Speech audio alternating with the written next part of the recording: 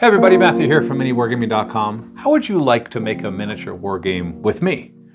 I'm serious. I actually had this idea that I want to kind of share in this video about a miniature war game that allows the community to expand on it and even profit from it as well. Now, this isn't a completely new concept. Technically, we can see this with Dungeons & Dragons and their open gaming license, as much as there's all sorts of controversy around that in the past couple of years when they tried to change it, and thankfully they didn't end up really changing it. It's a really good concept that has allowed Dungeons & Dragons to grow quite rapidly. And then Ricky, one of my workers in the Mini Wargaming Forge, introduced me to a game called Hextraction. It's a 3D printable game that it's basically you put hexes that you then roll marbles through, and you just play going back and forth trying to get the marble to go to a certain spot. It's like a little maze. What's really cool about the game, though, is that the rules are free. That's not new. But that you are allowed to print and sell the basic game components for free with no license, or with an open license, I should say. In other words, anybody who has a print farm is allowed to print and sell the files that he has without paying him a license.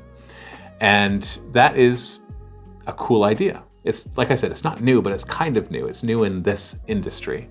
For the most part, you have to pay some sort of licensing fee, whether it's a set amount or a certain percentage, to print and sell somebody else's 3D files. Now, he reserves a bunch of other files behind his Patreon, but the core game, which has more than enough to play with, you're allowed to do that. But it takes it a step further.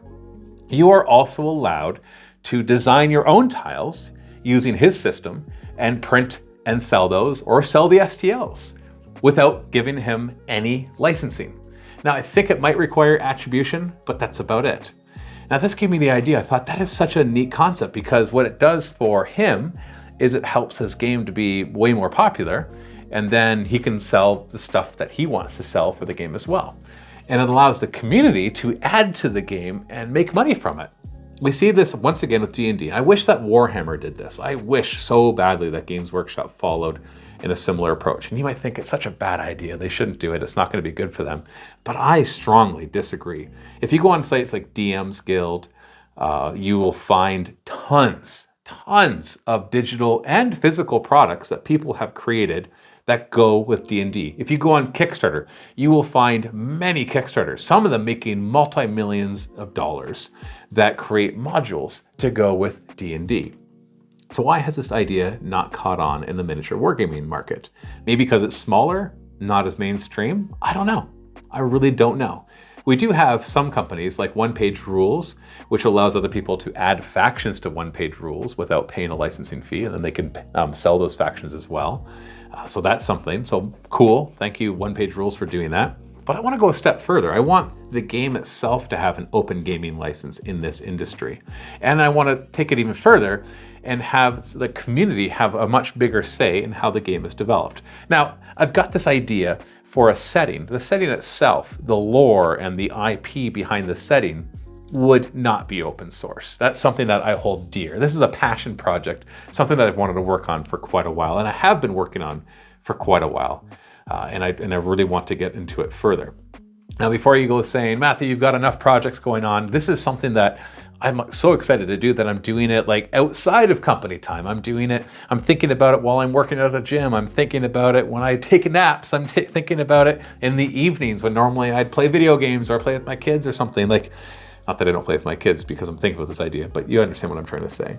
So let me tell you a little bit about the lore behind this game that I want to create. And then I want to talk about the ideas that I have for the game and the idea that I have to kind of open source the game. Open source isn't quite the right word. Like I said, it's more like an open gaming license. So the game that I want to create is a post-apocalyptic solar system. The temporary name for the game is called Solar Requiem. I don't know if I like that. If it's too serious, if most people don't know what a requiem is. If you don't, just look it up. It's nice and easy. But I've always loved post-apocalyptic. And of course, I love sci-fi. And so having a post-apocalyptic solar system has been something that I've wanted to do for a while. Many, many years ago, I did a game called Dark Potential. And this is kind of a spiritual successor to that. It's really nothing like it, except if you know that game, you might see some similarities, but for the most part, it's completely different. So the story of Solar Requiem is, I'll say, pretty straightforward, even though I might have a hard time explaining it really fast. It's in the next few hundred years, so it's not too far future. But what happened is, just as we were really getting into World War III, and a lot of people had already died, an artificial intelligence rises up and takes over the world. Marches to battle, defeats every country out there, and takes over the world. Super unique, right? The next step, though, was unexpected in that it became a benevolent dictator. In other words, it was really good for humanity. And not just in the sense of, it's better that you guys are treated like children and you don't have any rights. Good for humanity. I mean, like, besides military and police force, it let people continue on with their lives. It didn't really put laws in place when it came to financial matters or to religious matters or any of those kind of things. Like, we still lived our lives, we could still elect our own governments. It's just you couldn't have a military and you couldn't have a police force, which of course is restricting a lot of rights. And I don't expect people to be like, wow, that sounds like a great idea. That's not really the point. It is sci-fi after all.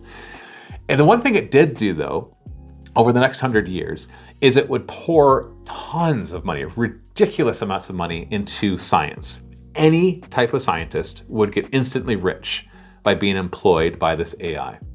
And it didn't matter what kind of science you wanted to follow, even if it was pseudoscience. Heck, if you wanted to prove that the Earth was flat, you're funded. Anything that would have the smallest chance of producing some sort of new information, you're funded. So in the next 100 years, we had this technological and scientific boom that was just awesome. The solar system was hugely settled. Billions and billions and billions of people were all over, terraforming planets. Earth's entire weather system is controlled and becomes, I wouldn't call it a paradise, but quite close to it. Mercury gets mined so much for its iron that it's just a crescent left over with scaffolding.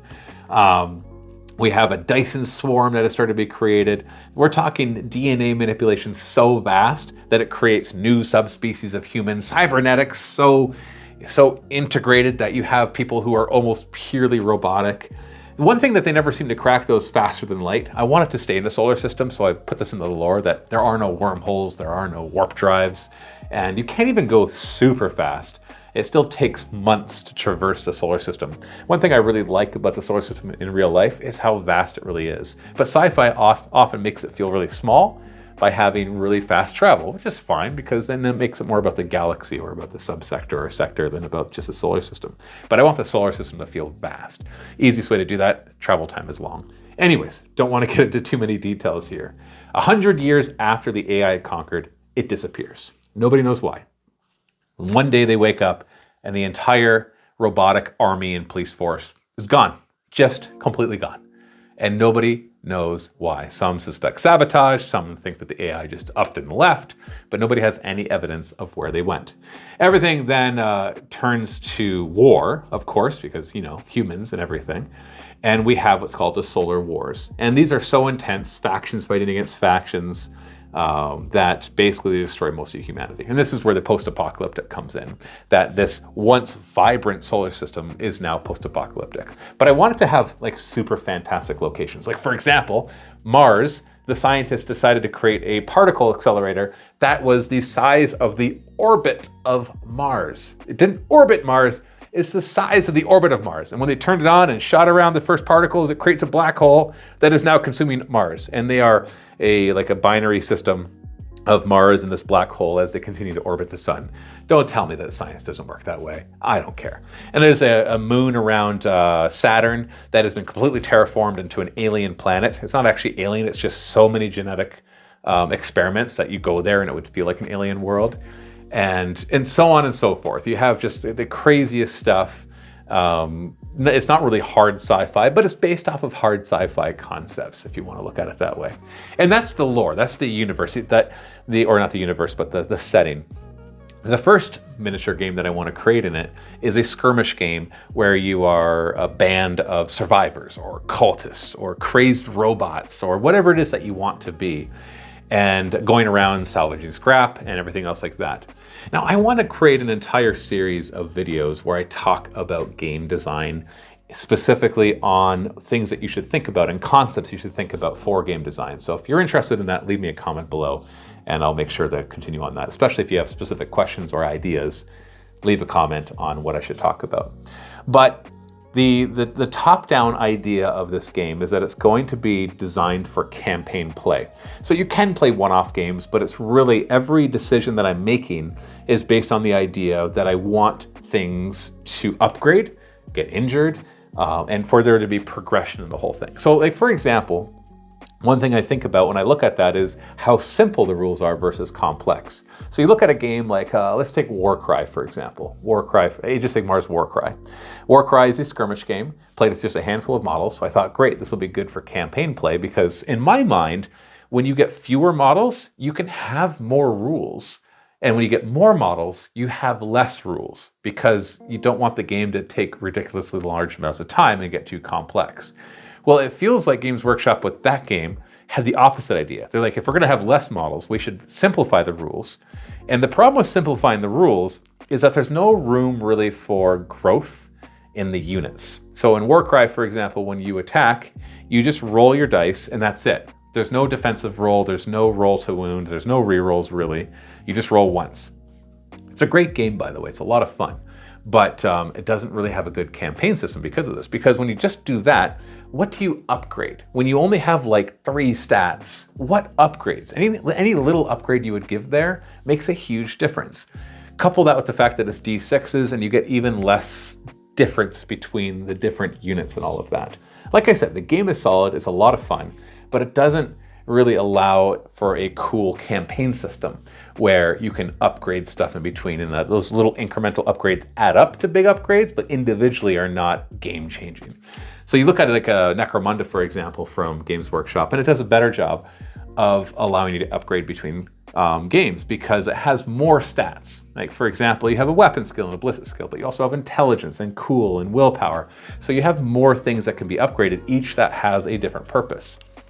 So when I'm building this game, I'm looking at having enough stats per model that you can differentiate and have that granularity that this model has a very specific purpose. And so as you upgrade these things, it doesn't automatically make them good at other things. Like, for example, I've decided so far, and this is all subject to change, I can tell you, that instead of just having a melee skill and a range skill, I'm actually going to break both of those down to 4 total skills. And that is, under ranged, you have low tech and high tech. And under melee, you also have low tech and high tech. And the low tech would be your typical ballistic weapons, right? Your automatic rifles and your pistols, that kind of stuff. Whereas high tech would be, you know, your laser rifles and plasma and pulse. The idea being that operating one is a different skill than operating the other one. And also because I just wanted to have an excuse to have models specialize in certain things. So now you have 4 different things you can specialize in. Whereas if I only had melee and ranged, then the moment they upgrade their melee, they're better at everything melee related. And that's not bad. It's more just that I want there to be enough granularity that as you upgrade your band of survivors, that there's a difference between each of them, and that you can't just swap gear out between all of them and be like, yeah, okay, now he's just better, so I'm going to give him the best weapon. It's like, no. This one's way better at low-tech weapons, so give him the sledgehammer, and he'll be really good at that. Whereas this guy's better at high-tech melee weapons, so give him the power fist or the plasma sword or whatever it happens to be, and he'll be better at that specific. And then when you're doing your looting and you happen to find a certain piece of gear, it more specifically works for certain of your guys, or maybe none of them whatsoever. Now, I can see there being arguments to saying that that's a bad way to write a game, and heck, you could be right according to your own tastes and what you're looking for. But like I said, I'm looking for this to have that granularity, even so far as to be like, defensive skills aren't just like, you don't just have a saving throw, that you have a melee defense and a range defense, and you also have a toughness and you have an armor save. Now, on top of that, the basic mechanics of the game, I'm thinking, now this is still early, that originally I was going to have it be D6s, but have it be a pool of successes. And what that means is the better you are at something, the more dice you roll rather than what you need to roll on the die. Or maybe it's a combination of the two, that your skill is what you need to roll on the die, and the better the weapon, the more dice you roll. So the more attacks it has. But it's not so much that each one represents an attack, it's just more that you need to get a certain number. So for example, if I'm attacking somebody, I would roll a certain number of attack dice, see how many successes I get. Then they would roll a certain number of defense dice, see how many successes they got, and whoever got the more successes wins. So for the defensive player, if they got more successes, that just means they don't get hit. The offensive one, the more successes they get, then they compare it to the number of successes the defense gets, and the difference is how many hits they do. So I got 5 successes, they got 3, so I get 2 hits, or maybe 3 hits, or whatever it might be, because they might include the one that's equal to. Doesn't really matter, but the details are right there. But even then, I'm thinking of going from a D6 to like maybe a D10, so that when people have these skills, there's more granularity to them. So going from a 4+ to a 3+ on a D6 is a 16.6 percentile difference, but on a D10, it's only a 10 percentile difference. And so there's a bit more of that, once again, that granularity there. And if there's more granularity, it means your guys can upgrade more often, because a lot of fun is in the upgrades. And so if you don't have a lot of granularity, you can only upgrade every so often. Otherwise, things get out of hand really quickly. Do you see how the thought behind what you want the game to accomplish can have these huge decision impacts on the decisions that you're making as to what you're going to decide for each of them? I am not making the argument that D10s are better than D6s. I am making the argument that if I want more granularity in the game, I should go with D10s instead of D6s. That's the argument. For another game, I might be like, yeah, D10s would be bad for this, and D6s would be good. But like I said, I want to cover this more in future videos, talking about game design and all of these different things.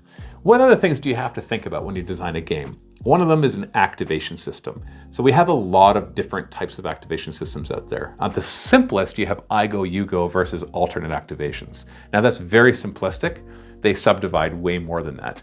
So you have the I go, you go of games like Warhammer 40K. I was going to say Age of Sigmar, but that's not really that, because they actually randomize who goes next. So it could be I go, you go, I go, or I go, you go, I go, you go, you go, I go. See, it's not actually a perfect I go, you go system. And then you can add in the fact that both 40K and Age of Sigmar have stratagems that let you react, or unit rules that let you react as your opponent goes. And it's not specifically an I go, you go. Then you have games like Lord of the Rings, which kind of is an I go, you go, except I do all my movements, then you do all your movements, then I do all my shooting, and then you do all your shooting, and then we both fight. So not really an I go, you go. And then there's alternate activations, which is just I have a model do something, then you do, and we keep going back and forth till they're all done. And if I have less guys, then you just get to do a bunch of them at the end.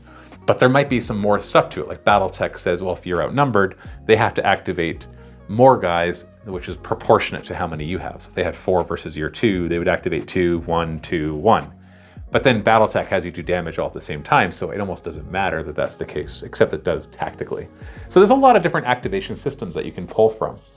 Ravish Star uses a token pull, and the tokens are specific to the type of unit, whether it's core, commander, elite, or support, giving you a lot less control, which some people hate and some people absolutely love. It's something that I wanted to do for that game specifically. I'm thinking for Solar Requiem that I would do an alternate activation game, but borrow some concepts from some other games. And by the way, I love borrowing concepts from other games because, I mean, if it's a good concept, why not reuse it? So one of the concepts I want to borrow is from Kill Team. So Kill Team is an alternate activation, but once you've done activating all your models, if your opponent continues to activate because they have more left over, then when it's your turn, you can actually choose a guy who's already activated and they get to fire with a penalty. Now, not anybody can be chosen because there's 2 types of, whether, I can't remember what they are, but there's 2 different statuses of your models, basically. You can only choose a guy that's in the 1 status, like a readied status. And they can only do it once per round, but you don't typically need to worry about it much more than that because of the number of models. So I'm thinking that I borrow that idea, that it's not just alternate activation, but that on top of that, once your opponent keeps going and you're out of models, that you can actually keep activating your models that have already activated, but they just get to take 1 action instead of 2.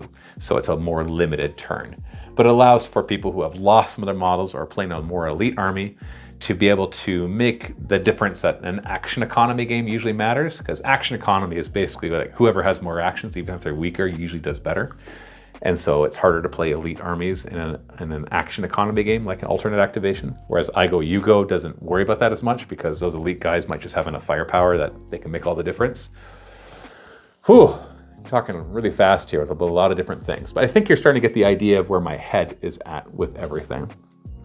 So I want to do alternate activations, but still have actions available to people once they run out of guys to activate. On top of that, I love the idea of Infinity's automatic reaction system. Automatic? I don't remember what it stands for. ARO. It's a reaction system that whenever somebody activates, that you get to react against them. Now they take it to the extreme, which I really like, that if a guy moves and 3 other guys can see him, all 3 of them can react. I'm thinking of simplifying it a little bit more. It's more that if I shoot you, you have the choice to either roll defense dice or shoot back. And you'll have to balance to make sure that shooting back isn't always the better option. Might be some sort of penalty or where it's not as good as your normal shooting. And instead, remember I was saying you roll a certain number of dice and a certain number of dice for defense and whoever rolls the most wins? Same idea. In fact, you're probably familiar with this concept in games where you have like melee fighters. When they're fighting in melee, they're always fighting back and forth. We have that concept already. Why not have it with firefights as well? Again, not a new concept. Infinity does it and some other games do it as well. And so just adding that into this game as well, so that you're always playing, that you're always engaged, and that you can not just watch your opponent decide to do something against you, but that you get to react and feel like you're always part of the game. And not just because you get to roll a saving throw, but because there are choices that you can make that could impact if they even want to shoot you to begin with, because maybe you have a bigger gun and that's dangerous, or maybe because you can dodge and duck for cover and actually get onto an objective, or who knows what it happens to be. Like I said, I want this to be a campaign-driven system, so the game needs to really lend itself to that. For that reason, I'm thinking that I'll have not just like leadership, but also like intelligence as well, kind of like Necromunda does. I don't think I want to subdivide it quite as much as Necromunda does. I think they subdivide it too far, or at least don't take advantage of all the different things that you can do with those. I'm thinking it'll be basically intelligence and willpower. Willpower kind of doing your leadership stuff. And then intelligence letting you work with high-tech gear, pick locks, all that kind of stuff, and making sure that it's used a lot so that if you do create a high intelligence character, then that makes a big difference. Already high-tech weapons, when they jam, I want there to be jamming, by the way, and running out of ammo, because it is a post-apocalyptic skirmish game, so I think that would be fun. Whereas a game like Warhammer 40k, having you run out of ammo doesn't quite fit, because as much as that might happen when you're playing a big game, you don't want that minutia necessarily. Anyways, the other thing I want this game to have, which this is kind of borrowed from a game called This Is Not a Test. Not completely, because they don't completely do this, but they kind of do this, is instead of having specific factions, I want to have faction archetypes. And then this is where it really lends to an open gaming license. And also allow me to develop this game faster, because it doesn't require me to make a ton of miniatures. So instead of being like, here is my Reclaimer faction, which is a bunch of space-dwelling humans who are genetically modified to live in space, that like to descend on Earth every once in a while and reclaim lost tech. Kind of a combination of like a Brotherhood of Steel thing from Fallout, but really they're doing it because they need the technology to maintain their spaceships in orbit. Instead of having that, you would create an archetype faction which has that flavor, but could be reskinned really, really easily. I guess that's not the best example because it's hard for me to tell you the archetype. Let's go to a simpler one. Let's talk about robots. So instead of having a specific faction that is robots, I'll have a robot archetype faction. So these factions would have, I picture them having commanders, core, and elite, or commanders, basic, and elite, or whatever. And your composition of them is you have to have a commander, and then you can have a certain number of core and elite. Like for every 2 core, you're allowed 1 elite, something like that. Once again, this is all very early, so everything is subject to change, especially with your feedback, which I'll be getting to soon. And so the robot one could be like, here are 2 or 3 different types of commanders. The one commander is a melee specific one. This one's a really range specialist, and this one's a tactical one. And then for your core, you have your melee core and your ranged core. And then for your elite, you have your melee elite, your high-tech melee elite, your ranged elite, your high-tech ranged elite, and like your technicians and your medics, that kind of stuff. And then what somebody can do is, if they want to, because it's an open gaming license, they can come along and they can create a set of STLs for 3D printable miniatures that is their own lore of this lore fits in the Solar Requiem solar system, because I'm going to make sure that the lore is written in such a way that there's a lot of unknowns, so you can come in and fill those gaps in. And they have all those different archetypes, but they don't have to write rules for them. They can just be like, here's the lore, use the robot faction. Or there can be a raider archetype, and there can be a survivor archetype, and there can be a cybernetic punks archetype, and there could be I don't know, you come up with like 10 to 15 archetype factions. Each one not super complex, by the way. I don't want there to be like 20, 30 things per faction. It's more like you have 2 or 3 commanders, you have a few core, and you have a few elite, and then you have a little force org for how they put together. Of course, I'd want to come up with a lot of these lore factions of my own, so you have somewhere to start, and eventually create the STLs for all of them as well. But in the meantime, anybody could come along and create the faction that go along with these archetypes. But because it's an open gaming license, they could also create a PDF that contains new archetype factions, and they could sell that PDF and not give me any money. They would just have to attribute and put the right logos and stuff on it as well. Same thing with miniatures. You could create and sell miniatures and not give any licensing fees. You just have to like basically put the right logos and stuff if you want them to be official Solar Requiem miniatures as well.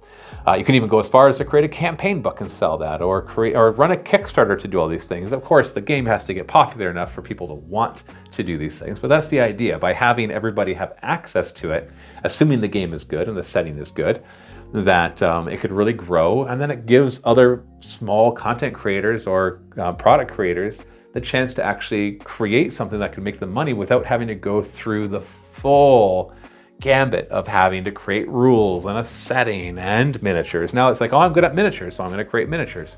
Another person's like, I'm really good at writing campaign books, so I'll write some campaign books just from home and sell the PDFs. And maybe I won't make a ton of money, but I'll make some money, and I can do this, and it's fun, and it's part of something I really care about. Does that make sense? I want you to leave a comment below and tell me if this makes sense. I want to start a Discord server specifically for this, where we can just kind of pop in there and talk about it. And I can't promise how quickly this will be done. This is a passion project of mine, so it might take a long time. But if you're interested in being part of this, then I'll put a link below to a new Discord server, or maybe it'll just be part of the Mini Wargaming Discord server. Not sure. The link below will take you wherever it needs to go. I'll make it after I make this video. I'd love to hear your thoughts, your feedback. Is this a stupid idea? Is this the best idea in the world? Is it somewhere in between? What would you want to do about it? What do you like? What don't you like? Comment below. Thanks for watching. Happy wargaming.